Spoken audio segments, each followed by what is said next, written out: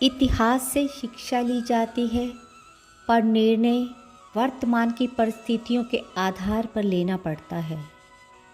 क्यों ये शब्द श्री कृष्ण ने अंतिम शैया पर लेटे भीष्म पितामह से कहे, इसी रहस्य को उजागर करती है हमारी आज की कहानी। महाभारत युद्ध समाप्त हो चुका था। युद्ध भूमि में यत्र तत्र योद्धाओं के फटे वस्त्र, मुकुट, टूटे शस्त्र, टूटे रथों के चक्के, छज्जे आदि बिखरे हुए थे और वायुमंडल में पसरी हुई थी घोर उदासी। गिद्ध, कुत्ते, सियारों की उदास और डरावनी आवाज़ों के बीच उस निर्जन हो चुकी उस भूमि में द्वापर का सबसे महान योद्धा भीष्म पितामह शरशैया पर पड़ा सूर्य के उत्तरायण होने की प्रतीक्षा कर रहा था, अकेला।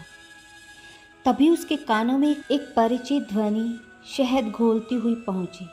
प्रणाम पितामह। भीष्म के सूखे हुए अधरों पर एक मरी हुई मुस्कुराहट तैर उठी। बोले, आओ देवकी नंदन, स्वागत है तुम्हारा।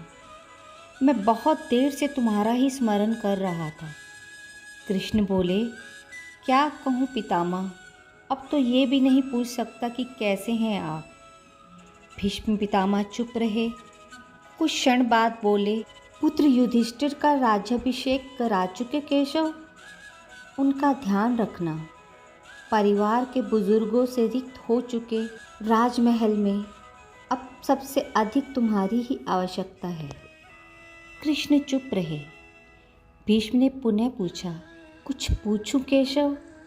बड़े अच्छे समय से आए हो। संभवतः धरा छोड़ने के पूर्व मेरे अनेक भ्रम समाप्त हो जाएं। कृष्ण बोले, कहिए ना पितामह, एक बात बताओ प्रभु, तुम तो ईश्वर हो ना? कृष्ण ने बीच में ही टोका, नहीं पितामह, मैं ईश्वर नहीं, मैं तो आपका पौत्र हूँ पितामह, ईश्वर नहीं। भीष्म उस घोर पीड़ा में भी ठठा के हंस पड़े। बोले, अपने जीवन का स्वयं कभी आकलन नहीं कर पाया कृष्ण, सो नहीं जानता कि अच्छा रहा या बुरा। पर अब तो इस धरा से जा रहा हूँ कन्हैया, अब तो ठगना छोड़ दे रे। कृष्ण जाने क्यों भीष्म के पास सरक आए और उनका हाथ पकड़कर बोले, कहिए पितामह।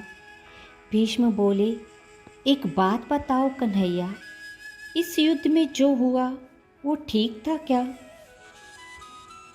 किसकी ओर से पितामह? पांडवों की ओर से? कौरवों के कृत्यों पर चर्चा का तो अब कोई अर्थ ही नहीं है कन्हैया। पर क्या पांडवों की ओर से जो हुआ वो सही था? आचार्य द्रोण का वध, दुर्योधन की जंघा के नीचे प्रहार, दुशासन की छाती का चीरा जाना, जयद्रथ के साथ हुआ छल, निहत्थे कर्ण का वध, सब ठीक था क्या? ये सब उचित था क्या? इसका उत्तर मैं कैसे दे सकता हूँ पितामह? इसका उत्तर तो उन्हें देना चाहिए जिन्होंने ये किया। उत्तर दे दुर्योधन का वध करने वाला भीम, उत्तर दे कर्ण और जयद्रथ का वध करने वाला अर्जुन। मैं तो इस युद्ध में कहीं था ही नहीं पितामह। अभी भी छलना नहीं छोड़ोगे कृष्ण? अरे विश्व भले कहता रहे कि महाभारत को अर्जुन और भीम ने जीता है, पर मैं जानता हूँ कन्हैया, ये तुम्हारी और केवल तुम्हारी विजय है। मैं तो उत्तर तुम्ही से ही पूछूंगा कृष्ण। तो सुनिए पितामह, कुछ बुरा नहीं हुआ, कुछ अनैतिक नहीं हुआ, वही हुआ जो होना चाहिए था।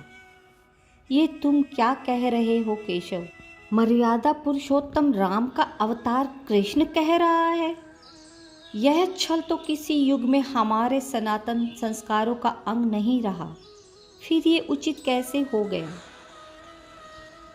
तब कृष्ण ने कहा, इतिहास से शिक्षा ली जाती है पितामह, पर निर्णय वर्तमान की परिस्थितियों के आधार पर लेना पड़ता है।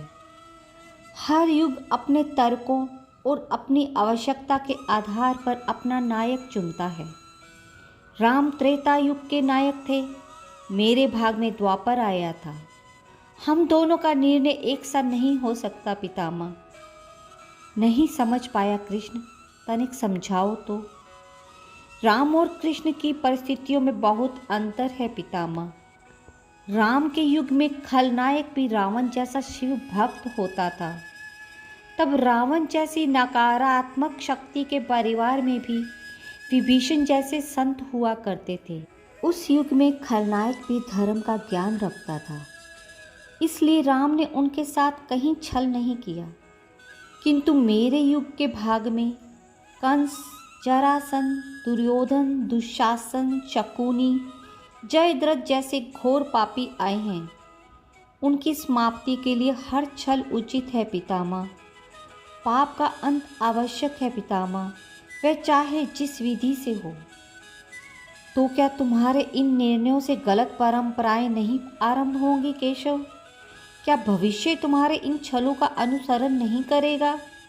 और यदि करेगा तो क्या ये उचित होगा? भीष्म पितामह ने श्री कृष्ण से पूछा।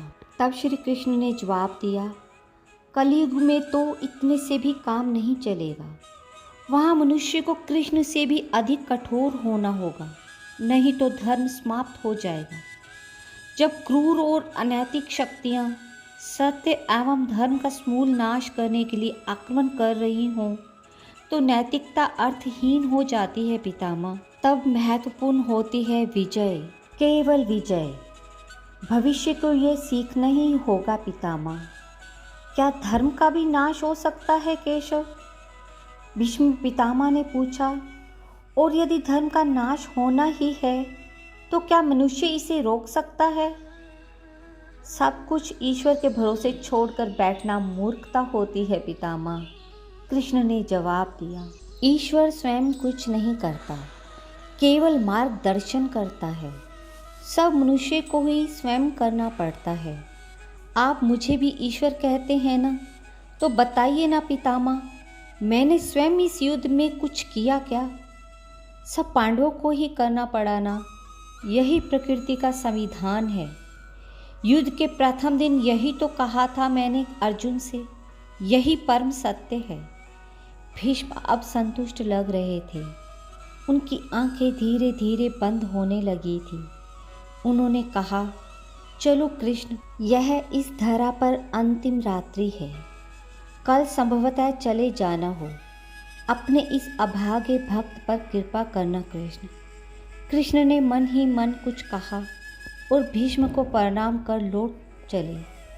पर युद्ध भूमि के उस डरावने अंधकार में भविष्य को जीवन का सबसे बड़ा सूत्र मिल चुका था।